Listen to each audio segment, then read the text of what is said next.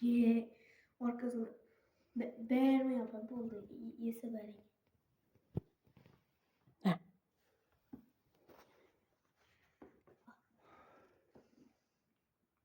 Midalakat berin dedim ben. Minnet ettim size. Yomasa yemiydi. Berese özün meydet.